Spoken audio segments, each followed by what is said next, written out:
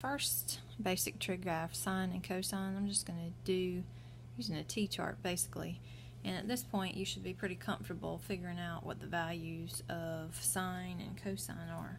So the let's do sine first. The sine of 0, what's the sine of 0?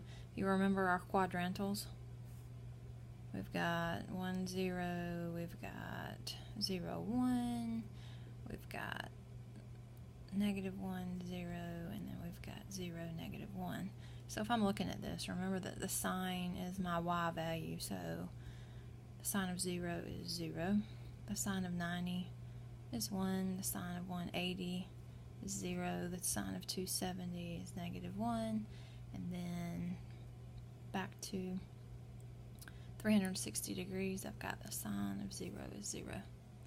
Okay, so let's just look at what that graph looks like. So I'm using green for sine. So if I plot this on this graph up here, notice that I've got degrees and radians, it doesn't matter. 0, 0, 1, 90 degrees, 1, then we go back to 0, and then we go down to negative 1, and that kind of is getting all in that, who cares? And then we're back there. Alright, so if I plot that, that's what it's looking like. Now, notice that I just started at 0 and went to this. At this point, once we start, we've completed a cycle, all I'm going to do is repeat this.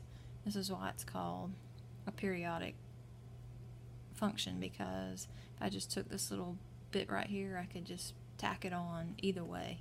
It's just gonna, it's cyclic, it's just gonna keep repeating that. Okay, so there we have a basic sine graph. Let's look at cosine. I'm gonna do the same thing with cosine. The cosine of 0 is 1, cosine of 90 is 0, then I go back to 1, and go back to 0, and then, whoops, that's negative 1, sorry. 180, cosine is negative 1, and then we're back to 1 at 360. Alright, so when I plot this, I'm using purple for that. I've got 0, 1, 90, 0, I go down to negative 1, and then I go back up. Alright, so this graph is doing that. Alright, and like I said, this would keep repeating itself. So these graphs look exactly alike, they just differ by 90 degrees. Alright, so that's probably all I'm going to do for this little video right here. What I will say is that this is going to become extremely important. These values are going to become extremely important, as are these values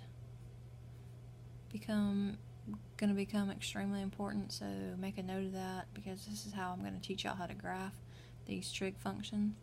The other thing I'm going to go ahead and talk about is period and amplitude. A period is just the length of the cycle.